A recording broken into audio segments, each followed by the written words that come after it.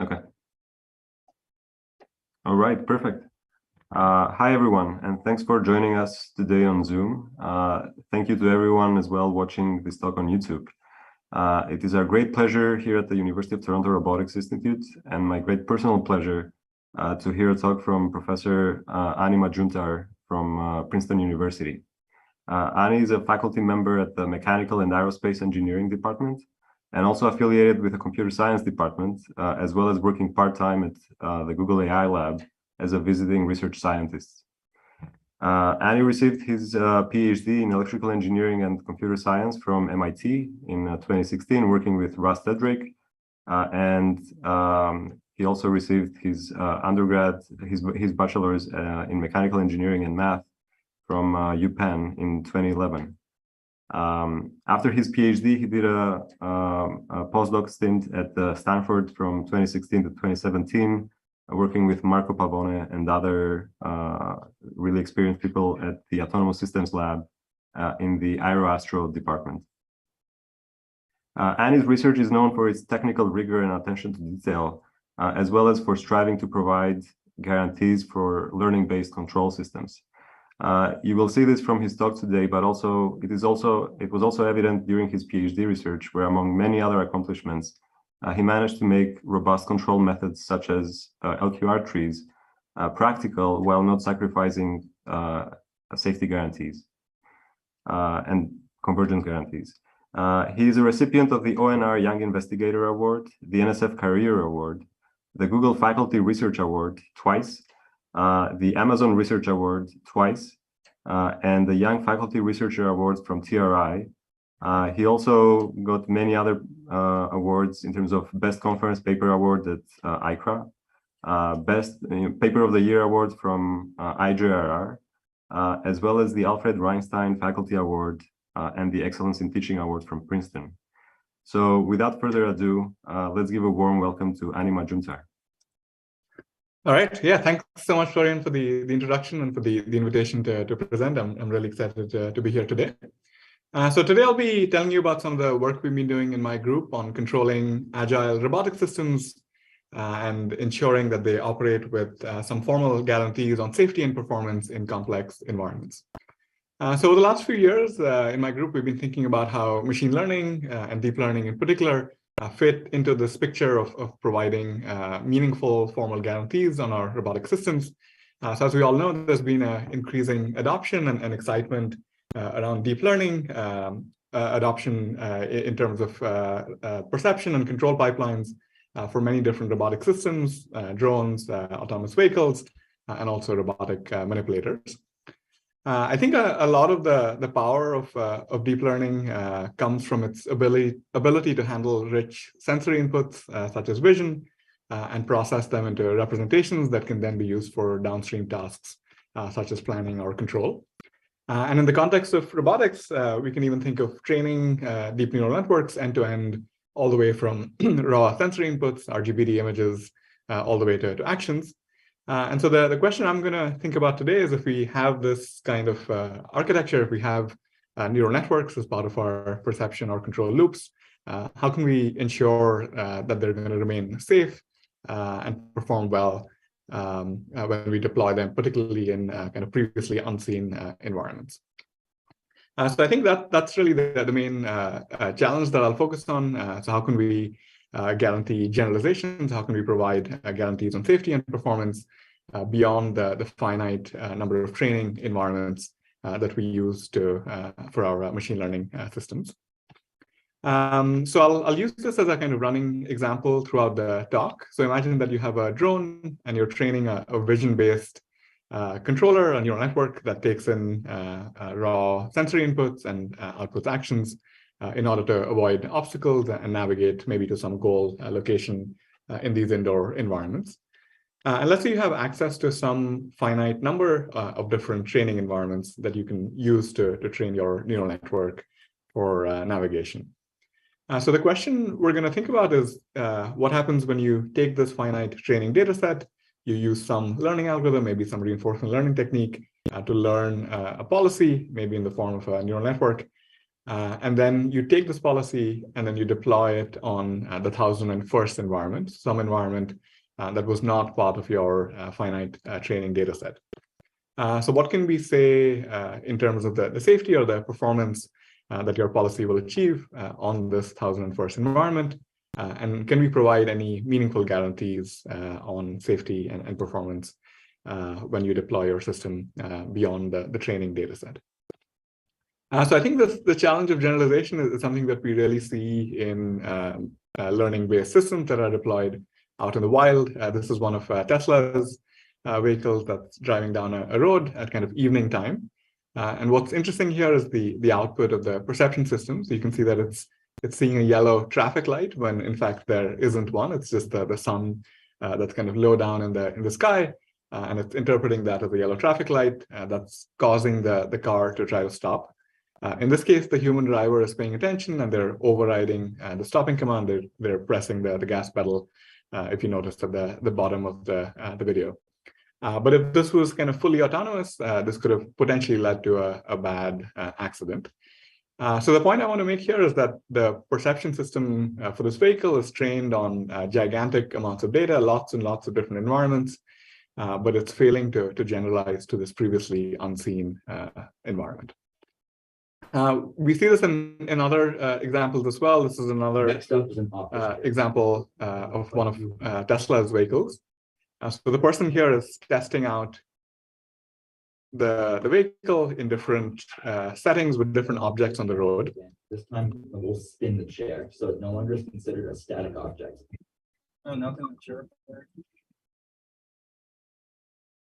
Here you'll see Tesla show a pedestrian on screen. So the perception system here is seeing a human pedestrian instead of a car. So that's a perceptual error. And there's also a kind of control or planning error. So the human has to take over and swerve instead of the vehicle kind of autonomously taking some emergency action.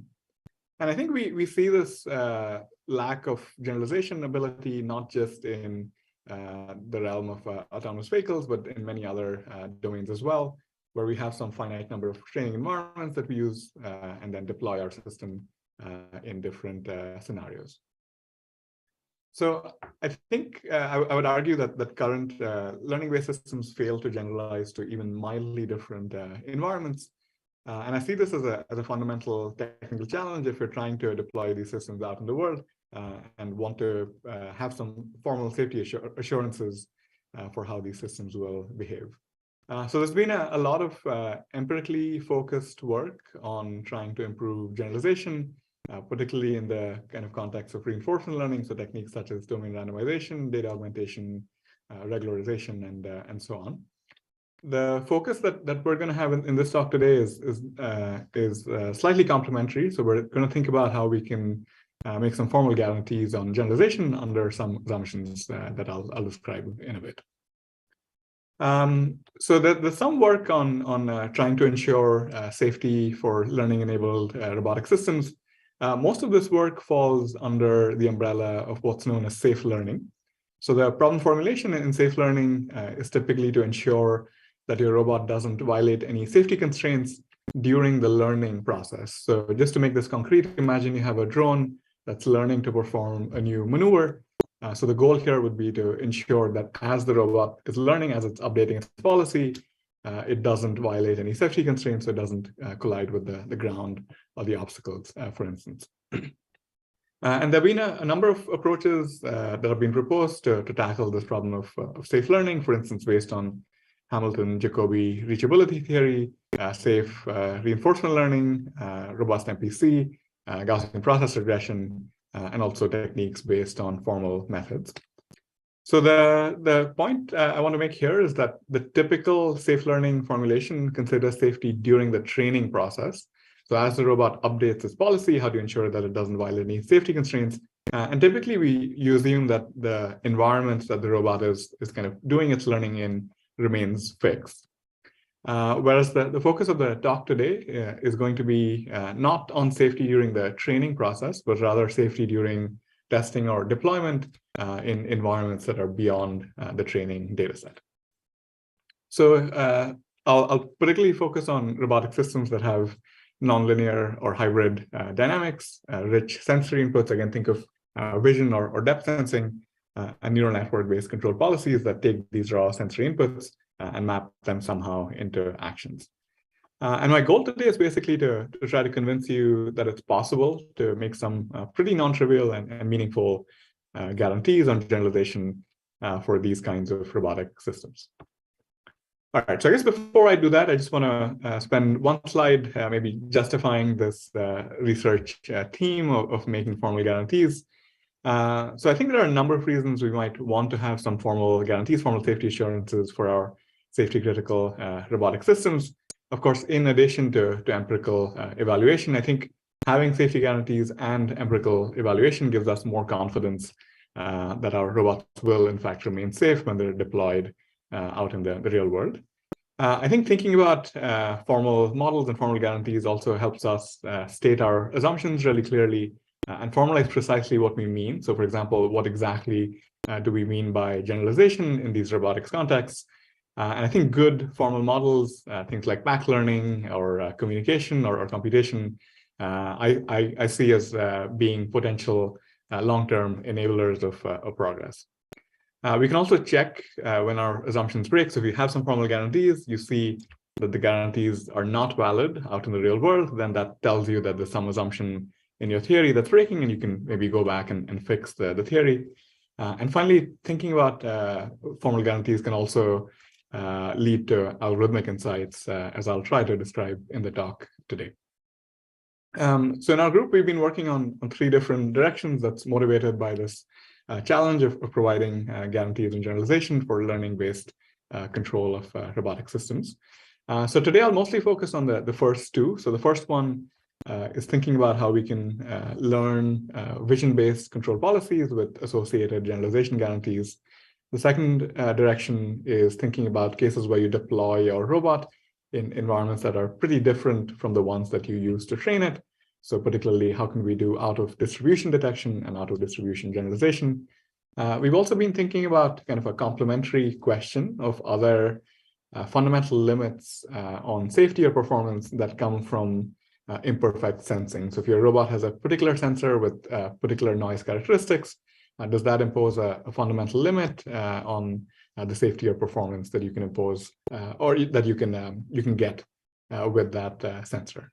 But like I said, I'll mostly focus on the first 2 directions here today. I'll briefly mention the last one.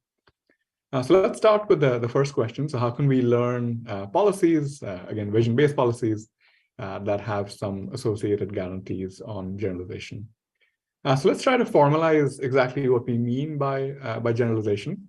So imagine that your robotic system has some dynamics. So X here is the state of the robot, U is the control input, and E is the environment that the robot is operating in. So I'm going to use the word environment pretty broadly here to refer to factors that are external to the robot. So if you're thinking about navigation or obstacle avoidance, think about the building as corresponding to the environment. If you're thinking about robotic manipulation, think about the object that the robot wants to manipulate as corresponding to the environment. So I'm going to assume that the environments that your robot might encounter are drawn from some unknown distribution D. So this could be an extremely complicated distribution of all buildings or all objects. I'm just going to assume that this distribution exists. And at least for the beginning of the talk, we're going to assume that we have some data sets, some finite data set of environments that are drawn IID from this unknown underlying distribution over environment. So we'll relax this later, but at least for now, let's make this assumption. So your robot then has some sensor. Again, we're specifically interested in rich sensory inputs, high dimensional sensing like RGPD. And the goal is to use the training environments to train a control policy, so a mapping from observations or histories of observations to control inputs that minimizes some cost. So C pi E is the cost of deploying some policy pi on environment E over some, let's say, finite time horizon. And I'm going to assume that the cost is bounded, let's say, between 0 and 1. So just as a concrete example, we can think of a cost function that assigns a cost of 1 if your robot collides with something and a cost of 0 if the robot doesn't collide and successfully reaches the goal. And the final assumption we're going to make is that for any policy, we can basically run the policy on our training environments and evaluate the cost that the policy incurs on just the training environments that we're assuming access to. So the goal then is to learn some control policy given this finite training data set that minimizes the expected cost on future environments that are drawn from this unknown underlying distribution over environments. And just to kind of make this explicit, I think that the main challenge here, the main technical challenge, is that we don't know what this distribution is. We just have indirect access to it in the form of a finite training data set. So one question that I want to kind of address is what exactly do we mean when we say formal guarantees? I've used that term quite a bit in this talk. And what do we mean by probabilities here? So in the context of this work, when I talk about guarantees, talk about probabilities, what I mean are really frequentist style probabilities. So if I run my robot in a million different environments, I want to be able to bound, let's say, the probability of collisions in these new environments.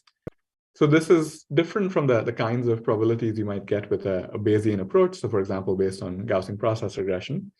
So these probabilities, Bayesian posteriors, are inherently tied to some prior that you assume and are not necessarily calibrated in this frequentist sense that I think we want when we're talking about safety critical robotic systems. So if we're deploying lots and lots of drones in many different scenarios or lots of different autonomous vehicles in many different cities, I think what we want is some estimate, some frequentist estimate of bad events like collisions, and we want bounds on those probabilities. Okay, at the same time, we want inductive bias as well. So Bayesian reasoning in particular provides a really neat way to incorporate prior knowledge, incorporate inductive bias. So I think one important question is, can we provide frequentist style guarantees while still incorporating prior knowledge in a way that a Bayesian style reasoning allows you to do? And ideally, you would want better inductive bias, so stronger inductive bias to lead to stronger frequentist guarantees. And the specific approach that I'll describe today actually allows you to do that. It allows you to incorporate prior knowledge while at the same time providing frequentist style guarantees.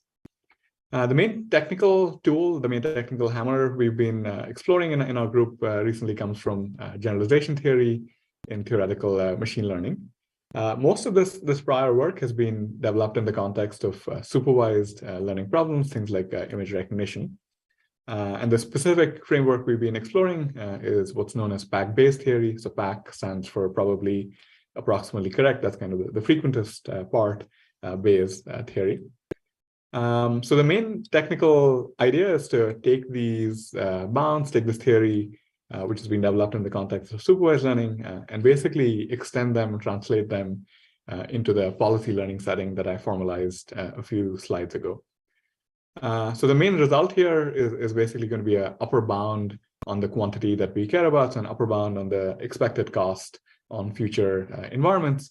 And the algorithmic approach then is to minimize this upper bound on the expected cost via a variety of different optimization techniques. So basically finding a policy that gives us the best possible bound on expected performance on future environments.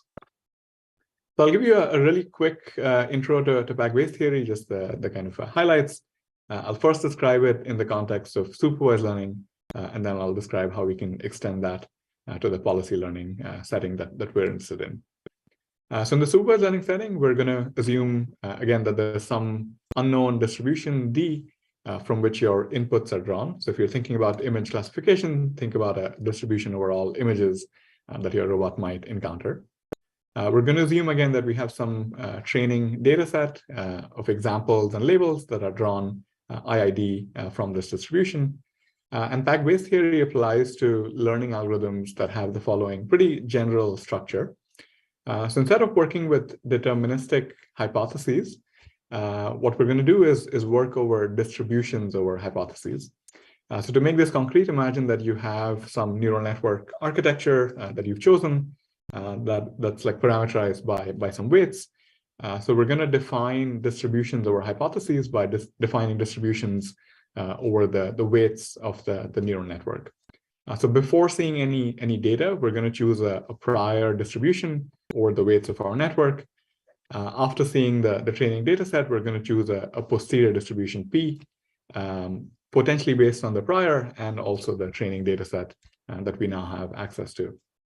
So I'll just quickly clarify here that the posterior doesn't have to be the kind of Bayesian posterior. So the result I'll present is going to hold for any choice of the posterior distribution over the weights of your network. Here's the main result from pack-based theory. So it says that with probability 1 minus delta over the sampling of your training data set, we can upper bound the quantity that we care about. So we can upper bound the true expected loss on future data that are drawn from this unknown distribution using a combination of the training loss, which we can evaluate given our training data set, plus an additional term, which you can think of as a kind of regularization term, which captures the complexity of the posterior distribution. The main term in this regularization expression, this complexity expression, is a KL divergence between the posterior and the prior. So basically, this is capturing the intuition that you shouldn't move too far away from your prior distribution in order to make your training loss small. And specifically, the combination of the training loss and the complexity term gives you a guarantee on generalization performance on future examples that were not part of your training data set. So that's the supervised learning setting. Of course, what we care about is a bit different. We care about learning control policies. And one important challenge that arises in the policy learning setting is the non-IID nature of the data from time step to time step. So observations that your robot receives, states that your robot visits are not independent time step to time step, and somehow we need to deal with that. But we have assumed that the environments that your robot are operating in are drawn IID from some unknown distribution. So even though we don't have independence at the time step to time step level, we have independence at the environment level by assumption.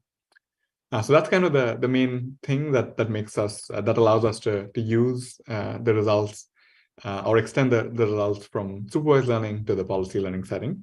So I'll quickly sketch that translation, and then I'll refer you to our paper for more details. So in the supervised learning setting, we have some input, maybe corresponding to an image.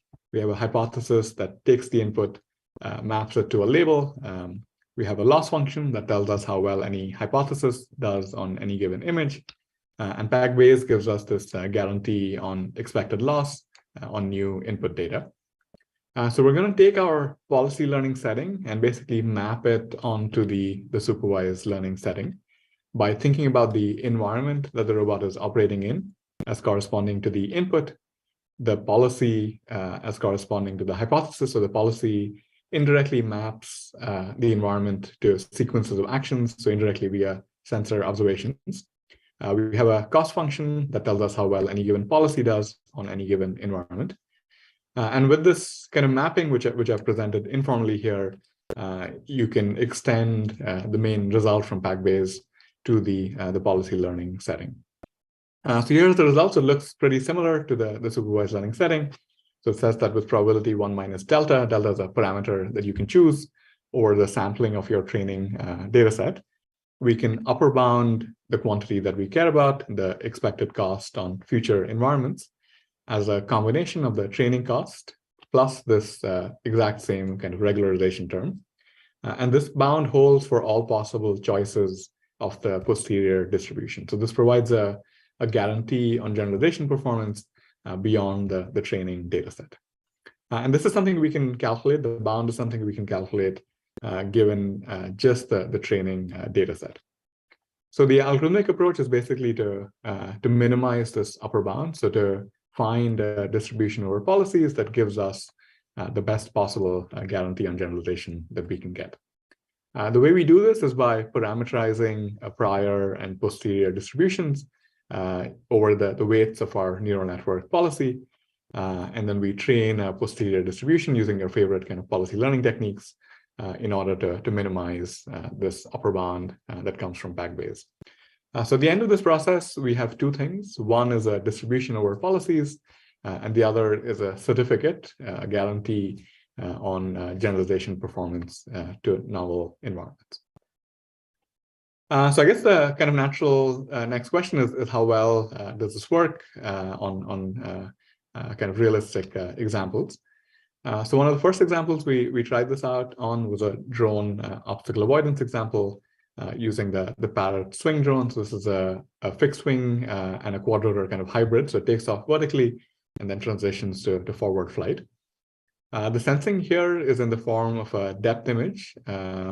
So the drone has a very small payload, so it's not able to carry a real kind of depth sensor. So we're simulating depth images from the perspective of the drone. And we're training a neural network-based policy, or really a distribution over policies, to map the depth image into a choice of a motion primitive, so pre-computed library of motion primitives. And this is trained in simulation using the process that I described, and then deployed on the actual hardware systems.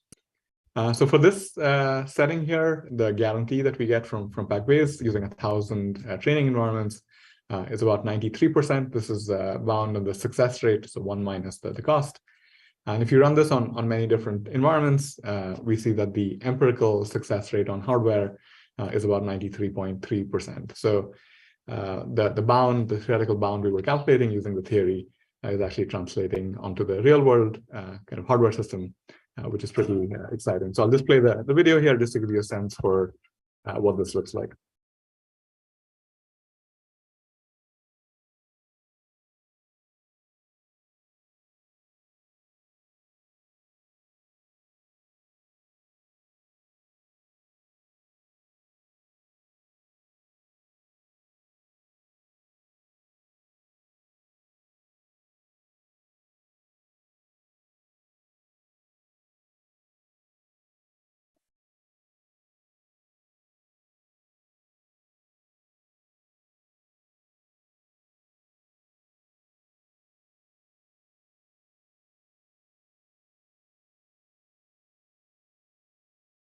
One of the failure videos is good to show the failures too.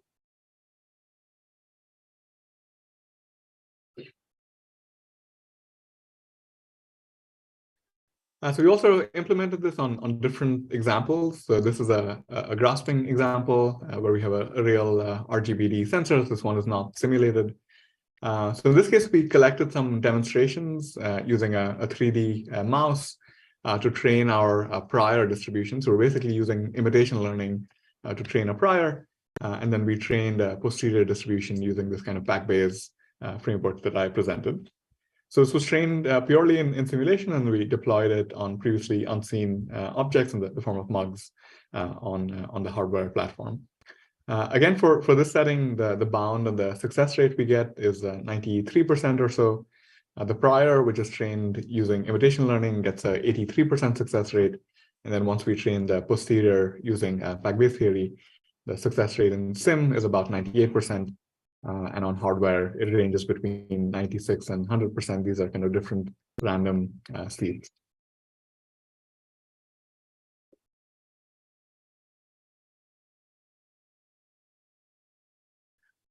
So we've also implemented this on a actually more challenging navigation example. So this is on a quadruped robot that has a RGB sensor. So it's not using the depth channel.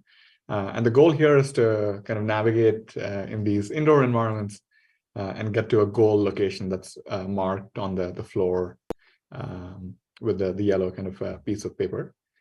So this one is more challenging because of the kind of non-convexity in the environment. So the robot needs to maybe get through a cul-de-sac, turn around, and make its way to the goal location. So this was a collaboration with the Jaime Fisak's group here at Princeton. We were actually doing some safe learning as well using Hamilton-Jacobi reachability theory, and then combining that with Packbase to get generalization bounds. So this is what the training environments look like. So we had 1,000 training environments from this data set of different indoor environments.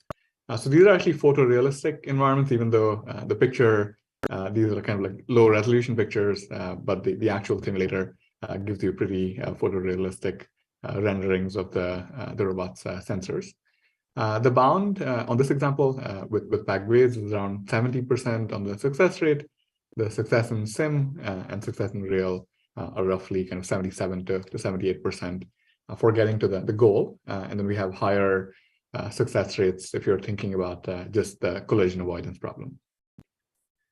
We've also implemented this kind of Pag-based methodology on a slightly different version of the problem. So instead of training a policy with a guarantee on generalization, if someone comes to you with a policy, just a black box policy, can we train a neural network to predict failures for that black box policy?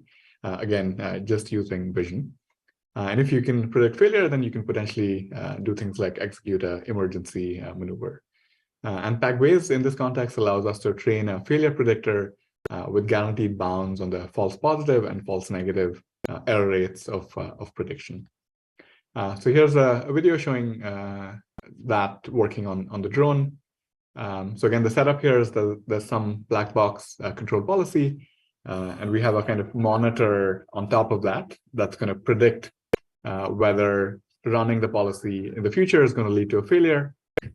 If failure is predicted, then we basically get the drone to stop. So this is without the failure predictor, just to show you that it does in fact fail. So we crashed a bunch of drones to test this failure prediction scheme. And then the next few clips are kind of different environments showing the different cases. So this is a true positive, so a failure was predicted, and in fact the policy would have failed if you continued to run it. This is a false positive, so we predict failure, but actually the policy would not have failed. True negative, no failure predicted, and the robot does not fail.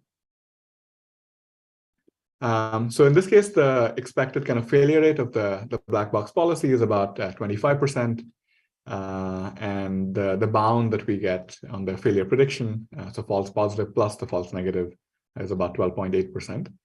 And empirically, using lots of different evaluations on the hardware, the false positive plus false negative rate empirically is about 6.7%. Actually, the false negative rate in this case is 0%. So the false negatives are the ones we really care about. So that's where we don't predict a failure, but the robot does in fact fail. And we actually have a way of trading off the rates of false positive versus false negative. So specifically for these kinds of applications, we want a lower false negative rate. All right, so I want to switch gears and talk about the second direction. So far, we've made this assumption that our environments are all drawn from the same kind of underlying distribution over environments. But what happens when you take your trained policy on a certain distribution over environments, but then deploy it on environments that look pretty different? I think there are two important questions that we could try to address here. So one is simply the detection problem. So can the robot detect that it's operating in out of distribution environments? Potentially, this could allow the robot to act more conservatively, ask for help, cease its operations altogether, or recollect data in the new environments to train a new policy. And the second question is, can we learn policies that right from the offset are robust to some space of some set of distribution shifts? So let me talk about the first question first. So can we detect when the robot is operating out of distribution? I'll use this drone again as a running example. So imagine that you've trained your drone using a certain number of environments without any wind gusts. And then at test time, the robot sees wind that was not seen during training. I think there are two important criteria that we would like to have when we're thinking about OOD detection, specifically in robotics context. The first one is we want to have some guaranteed bounds on confidence rates, so bounds on the false positive and false negative rates of out of distribution detection. The second point is a little bit more subtle. So I think we want our OOD detection to be task driven. So there's some portion of the environment that's changing that doesn't have an impact on the actual performance of the drone. In this case, we don't really care that there has been a distribution shift. So we don't want our auto-distribution detector to trigger in this case. So here's a high-level kind of sketch of the approach that we've taken. So the first part builds on the pack-based frameworks that I presented. So we train a policy with an associated bound on the expected performance on the training distribution. And then at test time, so when you deploy a robot in environments that are potentially out of distribution, we look for violations of that bound. So if the bound is being violated, if the robot is performing more poorly than you would have expected based on the bound, then that's a strong signal that your robot is operating out of distribution. And you can formalize that and actually get some guaranteed bounds on the false positive and false negative rates of detection. So here's a video, again, on this running example of drone navigation. So this was trained in environments without any wind, and then we're deploying it in environments where there's a fan at the bottom left that exerts a wind going from between 0 to 5 meters per second. And as you'll see in the next couple of clips, as the amount of wind increases, as you get from 0 to 5 meters per second, the robot gets kind of closer and closer to the obstacles. In this case, the cost we're using is the distance to the obstacles. So we have a bound on the expected distance to obstacles at training time, and then we see that the bound is getting violated. So the robot is getting closer to the obstacles than it would have expected in the training distribution, and that's the signal that we're using for performing OOD detection. So as we increase the amount of wind from 0 to 5 meters per second, the robot gets more and more confident that it's operating in out-of-distribution environments. So that's OOD detection, but of course, ultimately, we want to not just detect when the robot is operating out of distribution, but learn policies that have some robustness to distribution shifts in the first place. So here's a kind of picture of that. You've trained your robot using a certain number of objects. In this case, we're thinking about manipulation, and then you test your robot in environments, in objects, with objects that are different. So one way to formalize this is via distributionally robust optimization. So you want to train a policy that's robust to a ball of distributions around your training distribution. And it turns out that if you tweak the pack-based objective a bit, in particular, if you use the entropic risk metric, then that gives you a provable bound on the performance for any distribution that lies within a certain KL ball around the training distribution. So this is kind of satisfying, but not fully satisfying, for the reason that the KL divergence doesn't necessarily capture meaningful changes in the distribution of objects or environments that your robot might encounter. So as an example, imagine that you've trained a manipulator to grasp objects that have a certain color, let's say red. And then at test time, you test the policy on environments, objects with a different color, let's say blue. If you're thinking about just grasping or manipulation, this distribution shift is not really relevant to the problem of grasping or manipulation. So the changes in the color are not task relevant, but the KL divergence could be massive. So it could be infinite even if there's a kind of non-overlapping support that your distributions have.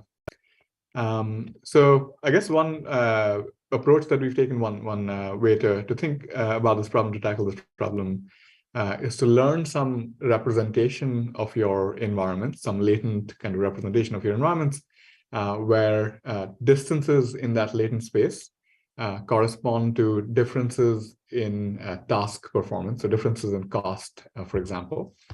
And the way we're doing this is by training the latent representation to be predictive of the costs that's incurred by some base policy. Once you have this latent representation that captures kind of task-relevant variations in your objects or environments, you can then perform distributionally robust optimization where the distributions are defined on this latent representation space.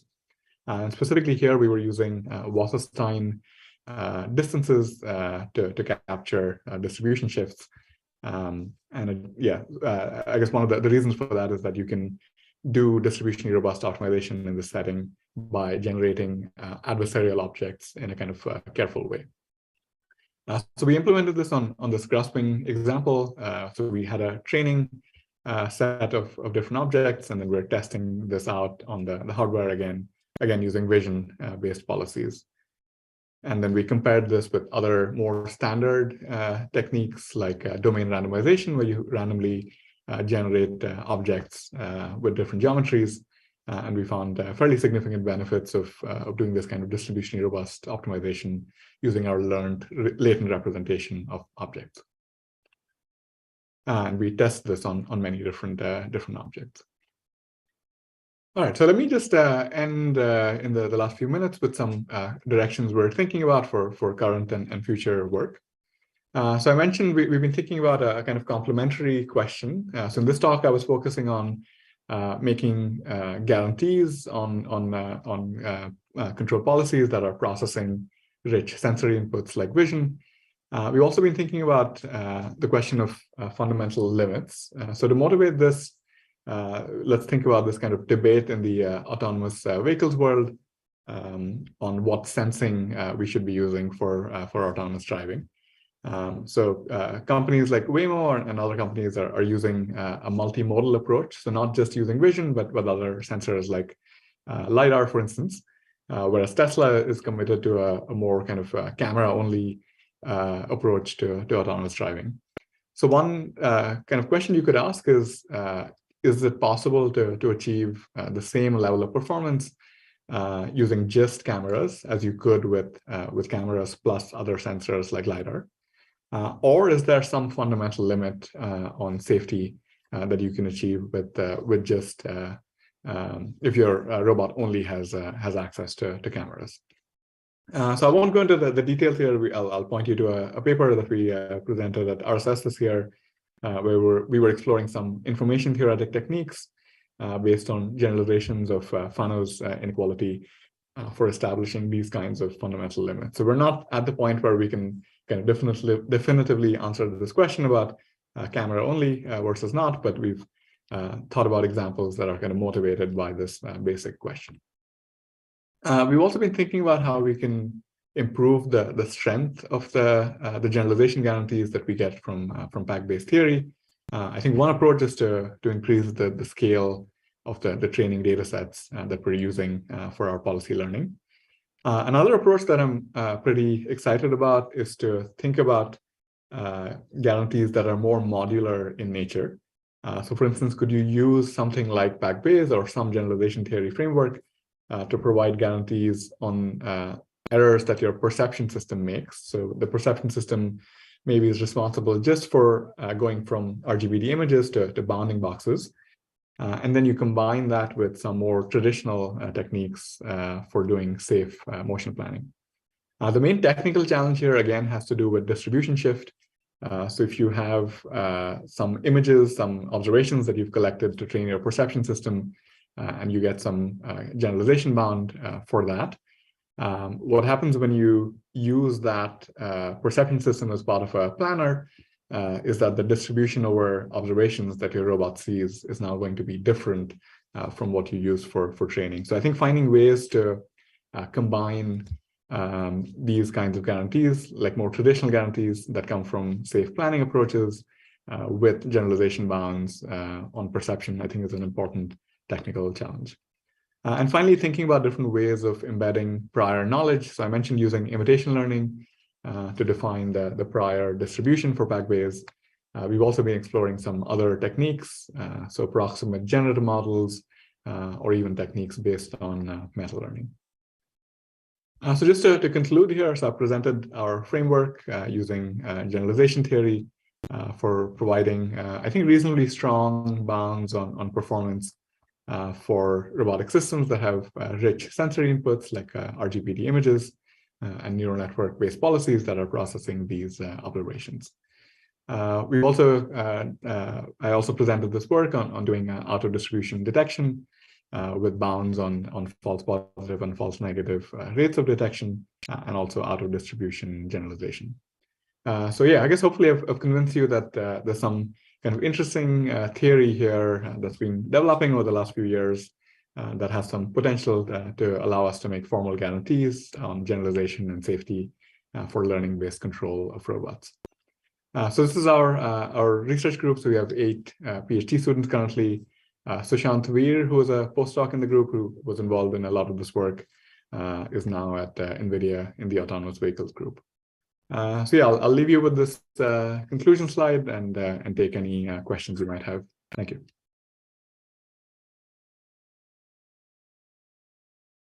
All right, perfect. Thank you, Ani, for the great talk. We have 2 questions from YouTube. Sure.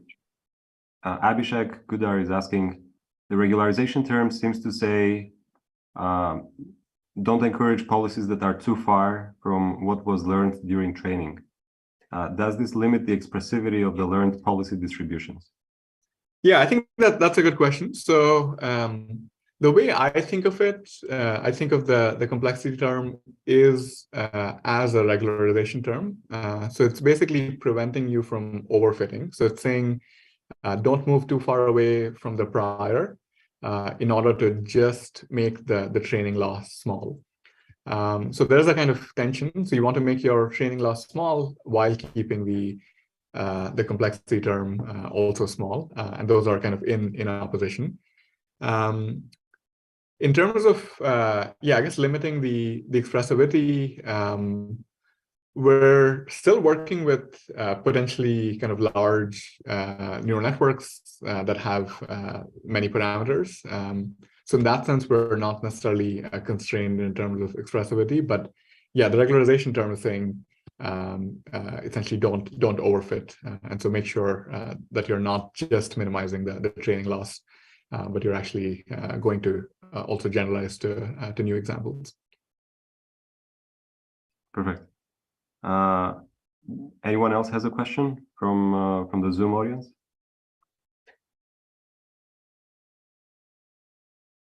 Maybe you can think of questions. So from another question from YouTube, Wenda is asking, since the policy learning seems to rely on the distribution of training data, is there a general rule for generating the training data so as to be better generalizable? Yeah, that's also a good question. I guess I'm assuming that we've done a careful job in curating the training data set, and that's somehow representative of the actual distribution of environments that your robot is going to encounter. But yeah, I mean, that's a significant challenge, right? So creating these indoor, like data set of indoor environments which exist. So I had pictures from the Stanford 2D, 3D data set. That can take a significant amount of work. So in that case, they were using a Matterport camera to get scans of these indoor like building environments. And that's only capturing a certain kind of environment, right? Like indoor, like office buildings or kind of residential buildings. So if you want to take that and deploy it in outdoor environments, that's a distribution shift. But I think that's where like some of the work on OOD detection comes in. So I guess the general recipe is you try to get as representative of a data set as you can. You get these like kind of formal like bounds on generalization performance. You get a policy, and then you deploy it, and then you monitor whether the bound is being satisfied or not. And if it's not being satisfied, using this OOD detection scheme, you can basically realize that something is off, and you might need to collect more data and retrain your policy on the new environments where the bound was being violated.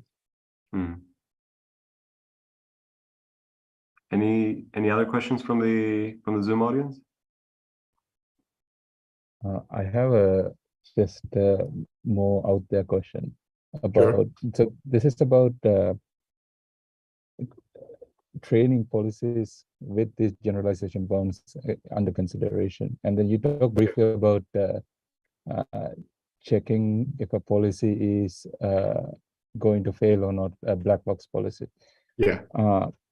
I'm thinking of like, okay, is there any way like, of for getting these bounds for an arbitrary policy, like so basically like the next step up from just telling me if the policy will fail or not. Given an environment, I can say if my policy is going to fail in advance before I even start running it, something like that. Or like I see. Yeah, I guess that's the kind of thing we were trying to do with the failure prediction. So let me just go back quickly to that slide. So in this case, what we're doing is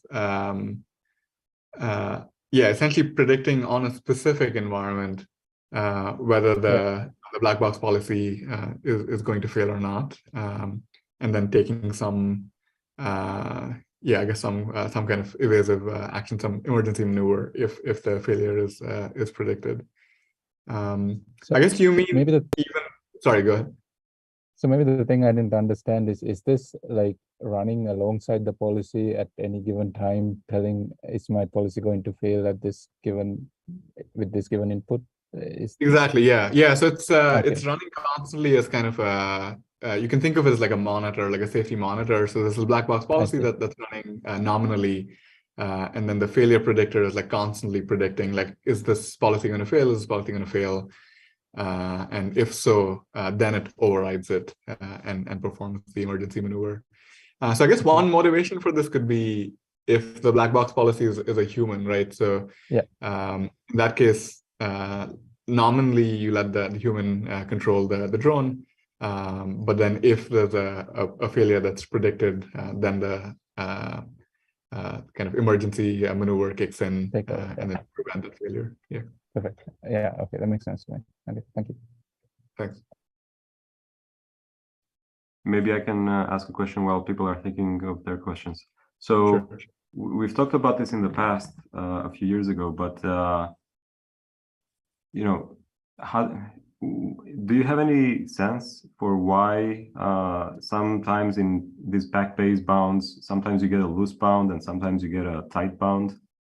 And it seems like unless I'm mistaken, it seems like for neural network generalization, most bounds are loose, whereas for these control problems, they are tight. Why do we get this dichotomy? Yeah, those are great questions. So I think there's a couple of things I'll say. So one is that with these back-based bounds in particular, the prior can have an impact on the tightness of the bound. So in the supervised learning community, I guess people have explored a variety of techniques. So one is something like data splitting. So you have a large data set, you use some small fraction of it to learn a prior, and then you use the rest to train the posterior and get a bound. I think in robotics contexts, I would argue that we often have more prior knowledge, so we can maybe cook up some base policy that does reasonably well, and then learn a kind of residual on top of that. And so the base policy is giving you some strong inductive bias. Or I guess, as I mentioned in this talk, we can use imitation learning. So we have expert demonstrations that can give you a strong inductive bias as well. Or just models of physics, right? Like if I understand the dynamics of the system, I can use that. Or if I have an approximate generative model of environments that your robot might encounter, and then I can use that to inform my prior as well. So we've tried to leverage those kinds of different mechanisms for like imbuing like prior knowledge, and I think there's more opportunities maybe for doing that in these robotics problems. The other thing I'll say is that, especially over the last few years, there's been more and more activity around like coming up with better bounds. So we're trying to ride that wave as well. Like, I guess people in the theoretical machine learning world are like constantly coming up with improvements to back-based bounds, and we kind of get automatic improvements on the robotic side by leveraging those. Yeah. So continuing on the question that Wenda was asking about generating better training data, Can you comment a bit on whether the upper bounds you're getting for, let's say, training only in simulation and then transferring something in the real world, are those bounds loose? We expect them to be loose if there is a huge distribution shift, but are they actually useless in practice, or do they start becoming useful as your simulator becomes more and more realistic? Yeah, so I guess I didn't emphasize this that much, but in the examples that I presented, so this was right before this. So this one, for instance, is using like all the training is in sim, and then it's using a real kind of RGB camera, and the same with the grasping example here. So again, the training is in sim. We're using a real RGBD camera. So there was some effort definitely that went into kind of making sure that the sim to real gap, especially in terms of the sensing, is not that large. So we're trying to simulate some kind of reasonable or reasonably realistic like errors or uncertainty or noise that your sensors see, and that is important. So I guess without that, there might be a gap between the bound and the real performance.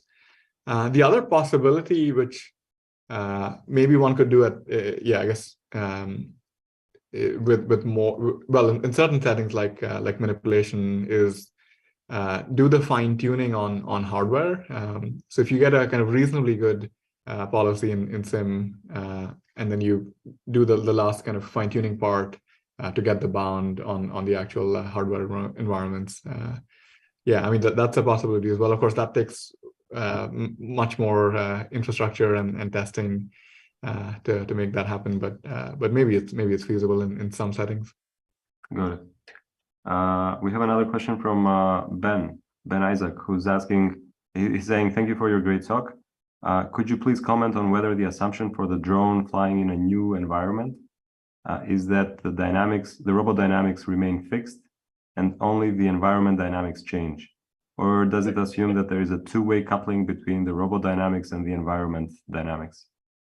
Yeah, good question. So in the example that I presented, we are assuming that the drone dynamics remain the same. Well, except for the out of distribution detection, there we're changing the dynamics by adding wind. But for the first part of the talk, the main change is in the obstacle locations. And one thing that we did there to bridge the sim to real gap is we collected motion primitives on hardware. So we ran different motion primitives on the actual hardware, collected the trajectories that you get on the actual hardware system, and then used that for our training in sim. So that's a kind of way to bridge the sim to real gap, because we're using like the actual trajectories that you get on the hardware. So that was like a kind of like trick to ensure that the dynamics from sim to real are like pretty similar. Okay. Any further questions from people on Zoom or YouTube? Okay, then. So maybe we can land the plane here, and we'll let Ani go to his meetings with faculty members at RI, and we'll see you next week. And thanks, Ani, for the great talk. Thanks very much. Yeah, thank you, Brian. Thanks.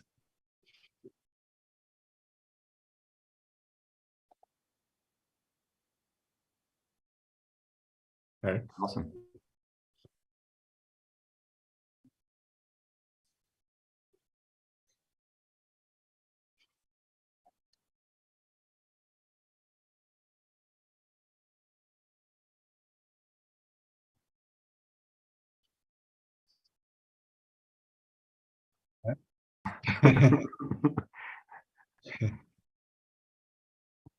Cool.